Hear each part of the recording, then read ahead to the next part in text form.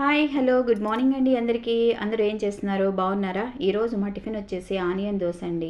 Onion dosa ఎలా వేస్తానో మీకు చెప్పేస్తాను, వీడియో చూస్తూ ఉండండి, ఓకేనా అండి? దోశ వేసుకున్నాను కదా, కొంచెం ఉల్లిపాయ ముక్కలు పచ్చిమిర్చి వేసేస్తాను. ఇప్పుడు నేను కారపొడి వేస్తాను చూడండి, సూపర్ టేస్ట్ ఉంటుందండి. రాత్రి నేను ప్రిపేర్ చేసుకున్నా, ఈరోజు మార్నింగ్ ఇలా దోశలో వేసేస్తున్నాను అనమాట. ఇంకా చట్నీ ఏం అవసరం లేదు, యాజ్ ఇట్ ఈస్గా ఇలా తినేయచ్చు అనమాట దోశని. ఇదేం పొడి అంటే కరివేపాకు కారపొడి అండి.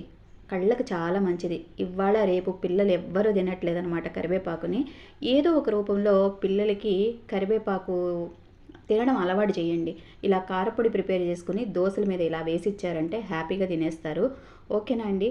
ఇలా దోశ వేసుకున్న తర్వాత నేను లైట్ బ్రౌన్ కలర్ వచ్చే వరకు కాలుస్తాను. చూడండి ఎంత మంచి కలర్ వచ్చిందో.